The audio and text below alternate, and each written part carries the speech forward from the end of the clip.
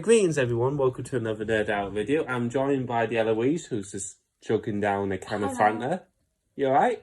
Yeah. So, we watched the Suicide Squad on Friday, so it came out on the 30th. Yippee! You're happy with it, aren't you? I love it. So, we booked our tickets, and we managed to get in. Well, we booked it on Wednesday, I believe we did. Tuesday, Wednesday. Tuesday, Wednesday we booked it. And literally, we were having a meal, our food came late, and we was like, oh, okay, do we have... And Ellie was like, look at later times. You'll have to, we'll do a story time. Yeah, we'll do a story. Shit, Frankie and Benny's is. Oh, we will. But anyway, so we had a look, and they were like near enough all sold out, so we thought, no, let's just try and wait for our food. Anyway, our food came just in time. We went in 5 minutes before the film started, and oh my god, the film is... We were scared we weren't even going to get my sister in, because she's only 13, yeah, so we did a very naughty thing, but hey, if you can get away with it, you got away with it. But anyway, we loved the film. We was a bit hesitated at first, one way to be fair. We were scared it was going to be... Warner Brothers was going to... Interfere, yeah, we didn't know how much... Yeah, but it's like DC's version of Guardians of the Galaxy. That's what it felt like to me. Yeah. I think you can get away with saying that. He did some of the kind of the same stuff as he does in Guardians of the Galaxy 1 and 2 that he did in this. Well, I think what you mean by, like, just how well that the group works together. How the group works together, the camera angles. And, how it's shot's beautiful. Tricks, and... Special effects is spot on in it, to be fair. I love it is crazy. Just when you watch this film is crazy. The amount of characters you have. Granted is, they don't stay around very long. We're not spoiling anything. Yeah. A lot of them don't stay around. And you kind of worked it out with the trailers. You kind of tell like which ones. We were surprised with one death in particular. We're not going to save that for the spoilers. One death was a bit like, that's a pretty decent sized character. But I thought, okay. But the squad that do focus on what you see in the trailers. I love everyone. I love every bit of that squad. I mean, I know Sylvester Stallone didn't have a heavy dialect with King Shark, but the stuff he did deliver was so funny. Yeah, like, bit of a favourite, to be honest. Yeah, every time I looked over to my sister, she was giggling. Oh, he was great. King Shark. Polka Dot Man was fantastic. The guy that played him. Yeah, he played that really well. Ratcatcher #2, she was one of my favourites, to be honest. You love her to bits. Little Sebastian, the little rat. Yeah. That's on her shoulder. That's so funny. Yeah, like even. Yeah. Peacemaker, I didn't say we're not the biggest fan of John Cena, are we? No, John Cena's kind of... He was in that Blockers. He was in Daddy's Home too. Bumblebee. I haven't watched Bumblebee. Yeah, well, he's alright in that. But I was just...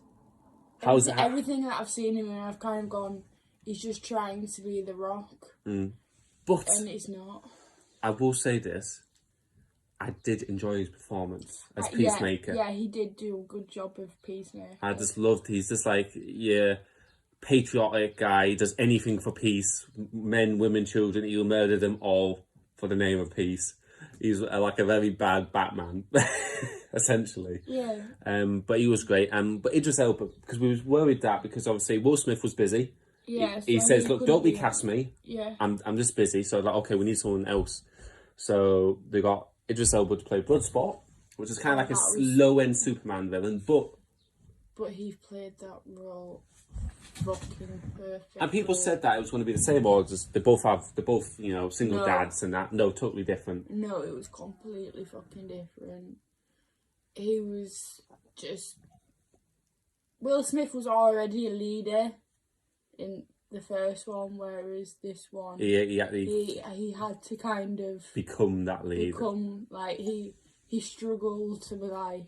Well, because he works alone, really, and it's just like being responsible for these other people. One person that I love the actor, I can't remember his name off by heart, but the guy who plays Rick Flag, he was great. Tattooed, tattoos always work for me. He was great in that. I loved him. He played like people. And that's what people say, this is more of a reboot than a sequel. No, it is a sequel because... No, you can tell it's definitely a sequel. I mean... They don't go into like depths of the characters like they did in the first one. Yeah. And it's like you know the Well, like, drill. what did Captain Boomerang said? Oh, you're like Harley, nice seeing you again. So I'm like, Yeah, and he's like, Boomer, we're working together, and like, oh, this is the famous Suicide Squad, and so. No, that's the beginning bit. No, that's like the opening. Like, that's okay. That's not spoilers. But so this is a sequel. I mean, okay, you don't see maybe some characters you would from. Yeah, you don't see. Enchantress, the woman that plays her, she don't pop up. Yeah, in you it. don't. But Who else survived it?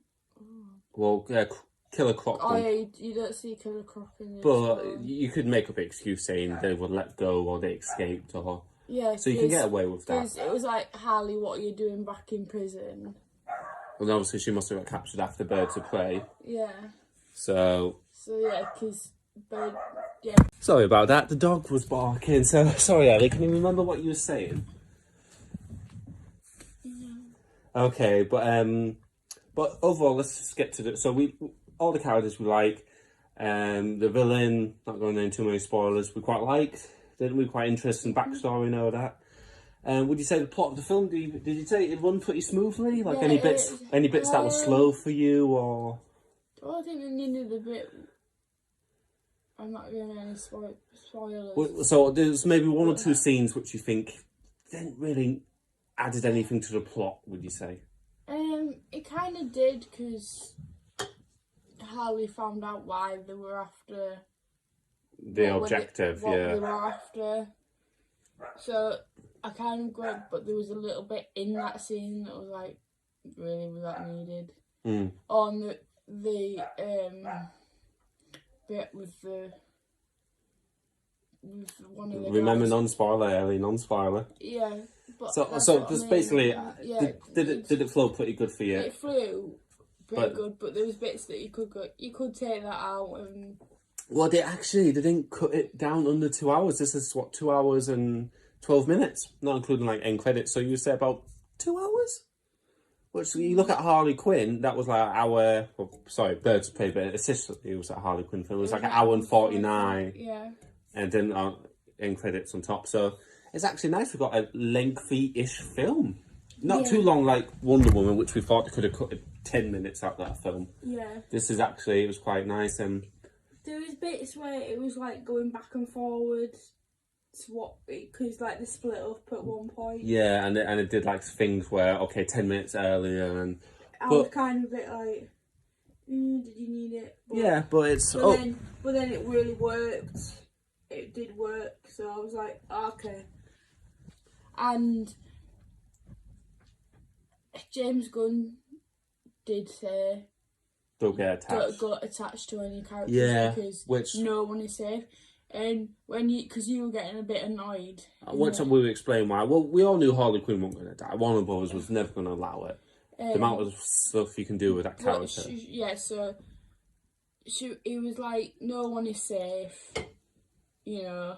Which is essentially it was true. It definitely killed more people. Like, when you got annoyed, I was like, no, don't, because you did. No, but I will explain why. But overall, this is a solid film, and you know, and hopefully when separate video, but hopefully when David Ayer ever does get his cut release, we can properly compare the two, because essentially this is a Dirty Dozen film. If you ever watch a Dirty Dozen, you get all these prisoners which they're going to hang, and then a general comes in, gets them together and do a mission. So this is James Gunn's Suicide Squad. That's the Dirty Dozen. David Ayers was supposed to be like a Black Hawk Down sort of action. So kind of like similar to James Gunn. But you know, it's actually quite nice that David Ayer praised James Gunn, said, you know, he did a really good job and stuff. Now, he could have been cynical because he was supposed to do Suicide Squad 2. But he could have been a dick about it. But no, he's really supportive, which is quite nice from one director to another. It's quite nice that they have that respect for one another's craft. Everyone has respect for Zack Snyder, apart from Warner Brothers. Oh yeah, but it's nice that James actually did his film. I mean, he wasn't going to slag him off because he's promoting his own film. But like you said, when he went when Warner Bros. Said, do you want to do a film? They offered him Superman. They wanted him to do a Superman, and he was like, no, that's, I don't think. I mean, there's one thing, I think it's on, let me just have a quick look. I did we do on the Telegraph, and it said that James Gunn is the Lazarus pit of cancelled. They were never ever going to do another Suicide Squad. I really don't think if he didn't mention Suicide Squad, I don't think they would have ever done another one. No. I really don't think. But I think now people will be asking. Well, okay, so this is the 1st of August, and it's on 8.1 IMDb, 96% on Rotten Tomatoes. I don't really take them in consideration. However, a lot of people do. So 96 on them. And Metacritic, you say that, Ellie? 77%. So that's really not bad. Just, I don't know what Joker's on at the minute. I think it's 55 on Rotten Tomatoes, and we can do another video talking about all that. But so far, it's rated well. It's doing pretty good in the UK. When we were in that screen, it was full. Oh, it was full all day. I did look on this one website, and it did say it was projected to make 30 to 60 million in America.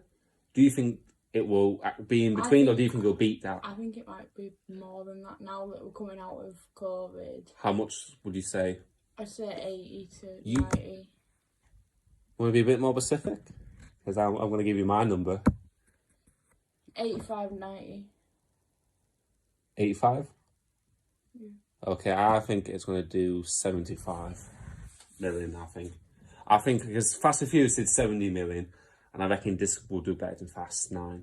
I have a feeling it will do better. Yeah, it will do better. Positive word of mouth as well. Fast 9 was just a joke. But it still made 70 million. You can't argue that money is making. It made 70 million, but when me and Jenny went in, no one was taking that fucking film. But everyone was taking this film serious, and the jokes all works as well. Yeah, that's another.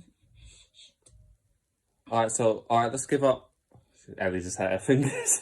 Yeah, okay, so. Alright, so let's end this video now. So, out of 10, just give me a straight number. 9.5. Shit. Okay, now I have to probably rewatch it again, but I'm pretty fair with my DC ones. I'd go 9 out of 10. I really do think it's up there with Aquaman and Zack Snyder's Justice League, which I have given 9s. I do think it's up there with those films. I think it's on the quality and what it's delivered. I think it's up there with those 3 films, in my opinion. So I think a solid 9 out of 10. When we talk about spoilers, I'll explain why. I'm not just doing it because I'm being sore. I have got general few dislikes, but overall, we had a brilliant time, didn't we? So, well, thank you for listening this far from me and Ellie. Have a good day. Stay safe. Take care.